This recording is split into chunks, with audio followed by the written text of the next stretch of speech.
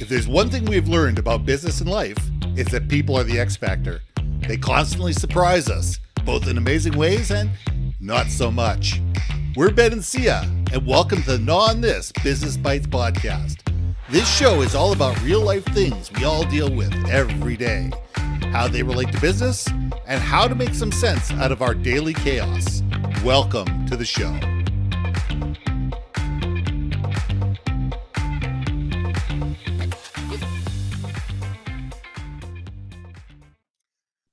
And welcome back to another episode of Gnaw on This Business Bites. I'm Ben and this is Syya. So here's a question for you. Is making no choice making a significant choice? I mean, here's the thing. We all may have choices to make. You know, do we go left? Do we go right? Do we go up or do we go down? Do we buy? Do we not buy? And a lot of times we just don't make a decision. We just say, you know, I'm just not going to make a decision. There's just too many decisions to make. I can't do anything. But by not making a decision, are we making the right decision? By being in that position of either apathy or atrophy, are we putting ourselves in a place where we're putting ourselves behind the eight ball? Now, Syya, I want to hear your opinion on this. So let's gnaw on this. Okay, so it's so funny because when you pose that question of like, is no decision a decision, right? Yeah. And I would venture to guess everyone that's listening, literally like give us like an applause on the LinkedIn or for on YouTube, like give us a heart emoji, okay?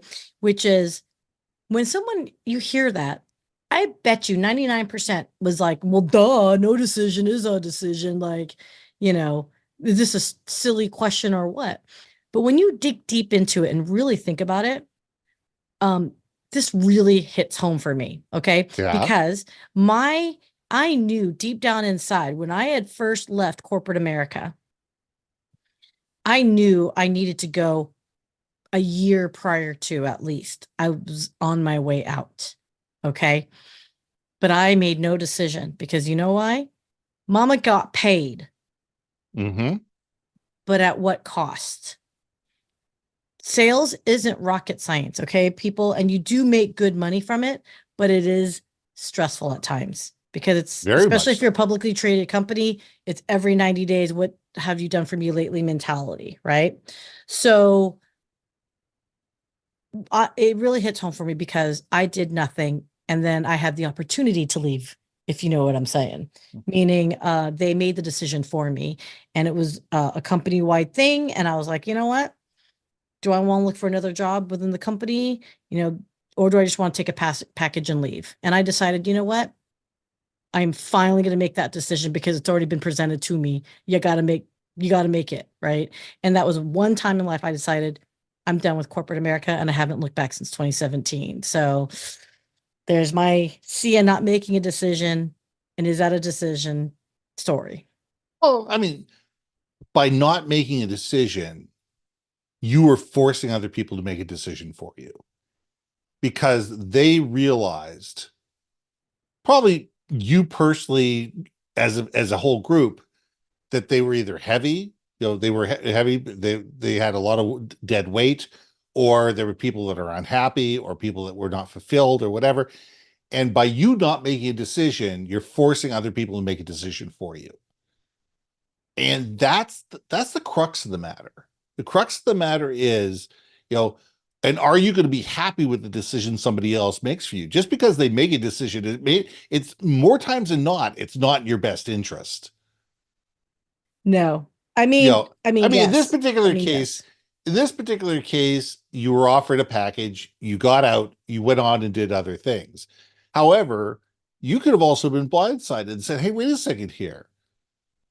I'm comfortable doing what I'm doing. It's fairly easy. I get paid every 2 weeks. I get healthcare benefits. You know what? Looking for another job is a bother. I'm just going to stay here. I'm not really happy what I'm doing, but I'm doing. And all of a sudden, boom, somebody's going to say, I'm sorry, you're done. Here's a bonus. Here's a package. Here's a check. You're out. And you're saying, oh my God, now what do I do? Oof. And a Yeah. lot of people are like that. A lot of people just sit there and, everybody in the audience, you tell me, clap if you've been there. I've been there, where all of a sudden decisions are made for you that certainly are not in your best interest and certainly are not beneficial to you. Yeah. Somebody else has made a decision for you that's in their best interest, that makes their life easier, that is, fits with their agenda, and you're stuck having to deal with the consequences because you didn't get off your duff and make a decision when you had the chance to do it on your own terms and be able to leave on your own steam and be able to change your life in ways that were going to benefit you directly. So that's what I'm getting at, is that we need to sit there and say, hey, wait a second here.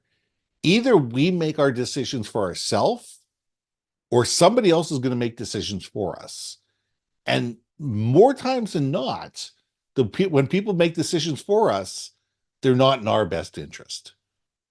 Well, if you think about it, when a decision's made, it's because it's from your perspective, right? I mean, Absolutely. that's what it is. It is what it is. Absolutely. Look, you and I have talked to many people, whether they are, and we're at that age too, where we've got colleagues that are now looking at their exit of working for corporate, like working for the Yep. man, if you will. There's quite a few that are like, I'm going to be an individual contributor to the end, and that's fine. There's nothing wrong with that. But there are many people that are like, well, wait a second. I am being repurposed for cheaper labor, Yes. right? I'm now costing the company too much money because I now cost more money because by virtue of my age, healthcare costs are going to increase for companies to keep me employed. I actually cost companies more because my salary has gone up commensurate with my years of experience, et cetera. So it is unfortunate. And you guys, it's a reality of life. And you can call it ageism, whatever you want to call it. But the fact of the matter is, in this economy, if you have not prepared yourself to be replaced, you will be replaced, right? So there But are there's those that also are the looking. conscious decision on the other side, where people have been out of the corporate lifestyle for a number of years, and they've sit there and say, you know what? I'm done with this. I'm done with having my own banner. I'm done with the day-to-day sales. I'm done with the accounting and worrying about accounts receivable, accounts payable, checks, and all that kind of stuff. I'm ready to just go off and say, hey, listen, here's my zone of genius. Yeah. This is what I do really well. I want to do this within a group, and I know that it's not going to be perfect. I know that the situation is not going to be ideal. I know there's going to be decisions that are going to be made that I'm going to disagree with. But I know that every 2 weeks, a check shows up. I know that I get holidays that I could actually take. I know that there's healthcare benefits where there weren't any before. So it's not just the fact of anything. It's just that we need to understand, where are we in our stage of life? Mm. And Yeah. if we don't start sitting there going, what do we want next? What is next for us? Where do we want to be? What's going to make us happy? What do we want to do? And how long do we want to do it for? And what does that ideal look like?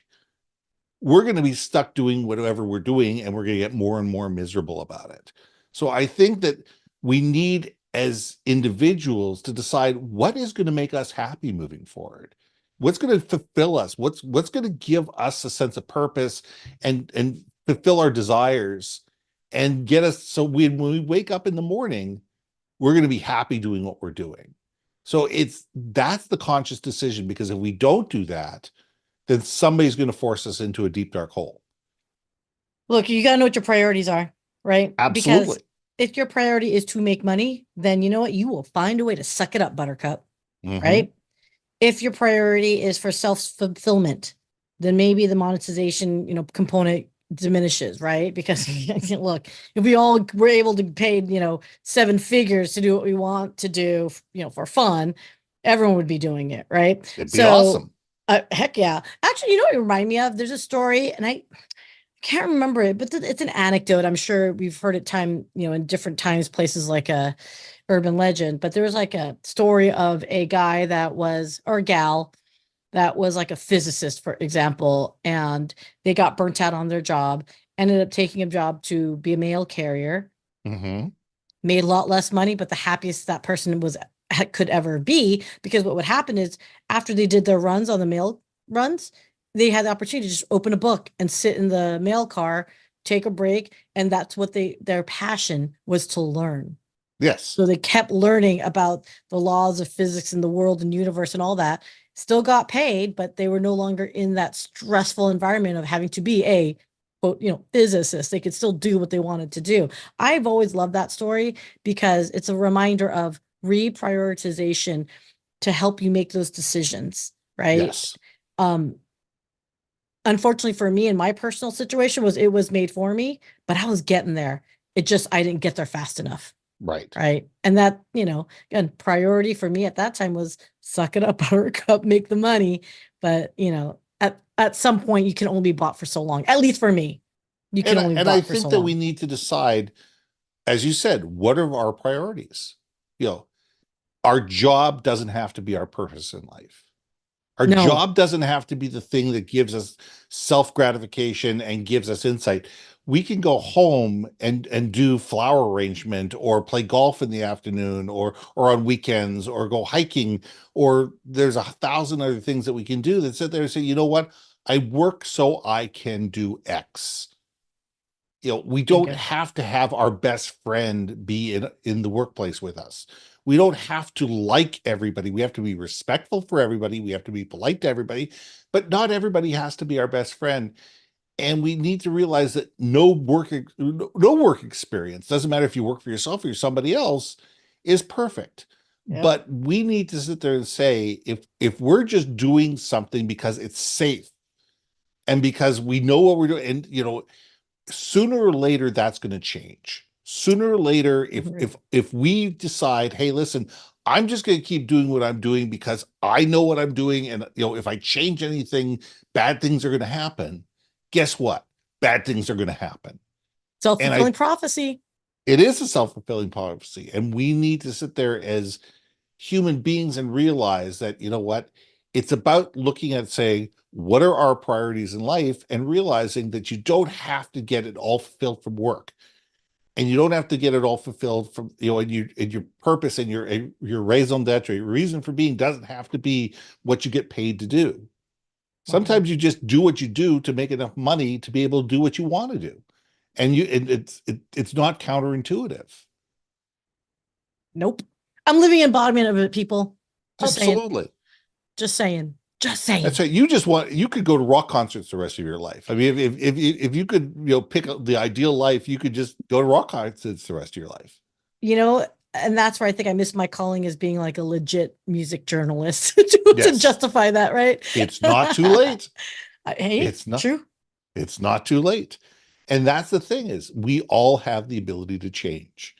We all have the ability to sit there and say, you know what, this isn't working. Why isn't it working? What's missing? And what else could I be doing that could be better off for us?